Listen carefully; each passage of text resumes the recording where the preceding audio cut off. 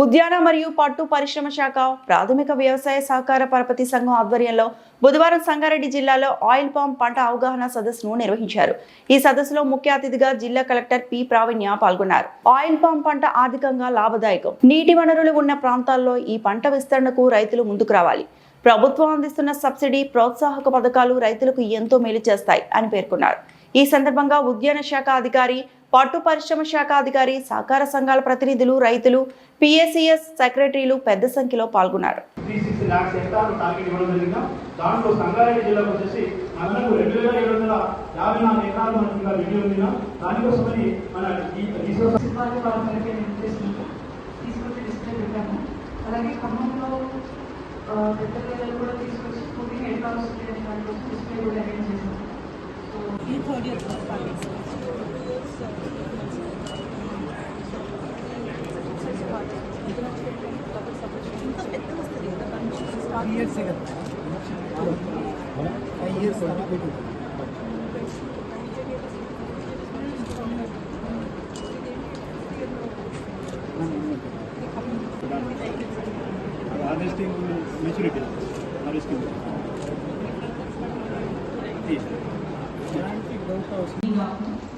ఈరోజు ఈ awareness programme అనేది మనం అందరూ ప్యాక్ సెక్రటరీస్కి ఎందుకు పెట్టుకున్నాము అంటే మీ ద్వారా రైతులకి ఇన్ఫర్మేషన్ చాలా ఫాస్ట్గా అండ్ విత్ కరెక్ట్ ఇన్ఫర్మేషన్ రిలయబిలిటీతో పాటు వెళ్తుంది అనే ఉద్దేశంతో మీకందరికీ ఫస్ట్ అవగాహన కలిగేయాలనుకున్నాము.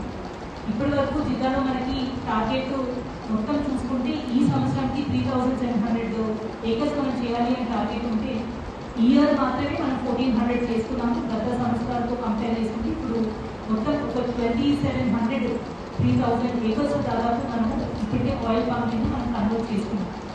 కానీ ఇప్పటి వరకు చేసిన ఎఫర్ట్ మొత్తం కూడా హార్టికల్చర్ డిపార్ట్మెంట్ నుంచి, అలానే కొంచెం మన ఎంపీడీఓస్, అగ్రికల్చర్ ఎక్స్టెన్షన్ ఆఫీసర్స్ వీళ్ళు పెట్టిన ఎఫర్ట్ ద్వారా వచ్చిన రిజల్ట్.